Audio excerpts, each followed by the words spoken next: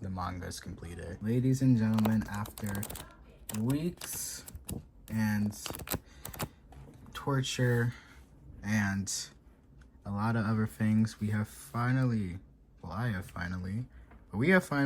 made our manga, and I am going to explain the process of how I made it and some things you should know about it.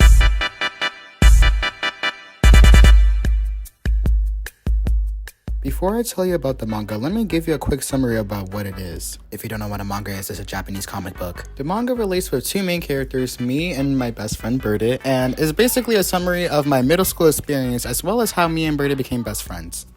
If you don't know who Berta is, he's a part of the 5 Amigos, which is a group channel of me, Noah, KJ, Jody, and him playing games with each other and having fun. Starting on with a manga or story or anything in general, I usually make a script and list out the characters and their actions planned over here. Obviously, you can make your script as you want. You can do it digitally or manually. I personally do it digitally. After you're finished with your script, you don't go on with the main pages, but you have to start with a storyboard. Your storyboard is your little sketches of pages that you're going to do for your actual pages. So just a way to plan for your actual book. Now, if you take a look at the storyboard I made for my book, they aren't really the most neatest, but it doesn't matter. The storyboard isn't always supposed to be neat. It's supposed to be a rough sketch of your drawing. This will also save you a lot of time. Me personally, a storyboard is beneficial because in case if you're drawing a storyboard and you don't like how it is so far, you can change it later to something even better, which I had to do while making my manga. Now for the materials, they aren't really expensive.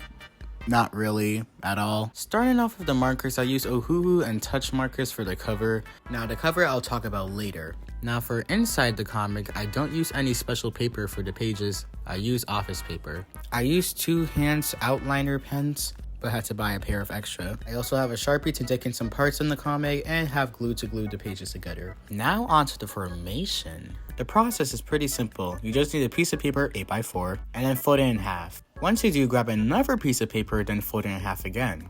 Then glue both of those pieces of paper together, and then you'll start to have your little comic flipping around. And then you just have to repeat this process over and over again until all your pages are glued together. Now let's go back into the border.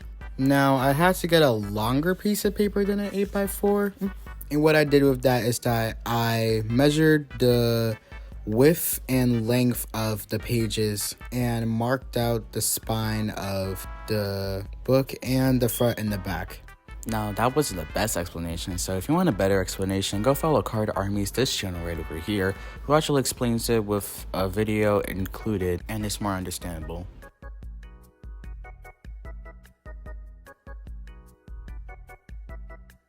Now where do I begin? I'll first say this, making a comic is very fun actually. Especially if you have like a lot of free time, you should do one just for fun. But I won't recommend it if you're doing school or something. Now making one may be fun, but the way I did it was kind of straining. Let me explain my schedule real quick. So I get up in the morning, and what do you usually do after you get up in the morning? Now some of you may be like, oh, I'll probably go take a shower, wash up myself, or eat breakfast, or do something to make you feel better. I skip all of those parts. I don't even think about taking a shower or eating. I just get straight to sketching the pages. Also, keep in mind I forced myself to draw 10 pages per day, which was already stressful enough.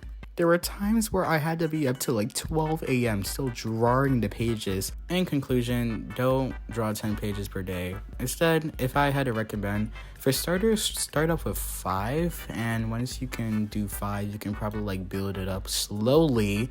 Don't do 10 not like I did, but the only reason I did 10 mostly was because I wanted to get this done quickly. But yeah, that's pretty much it. If you like this video, please like and subscribe. If you also want me to do a read through of it with all of our voices of the actual people in the comic, make sure you comment down below in the comments. We're almost at 1,000 subscribers. Please, let's reach that to the end of the year.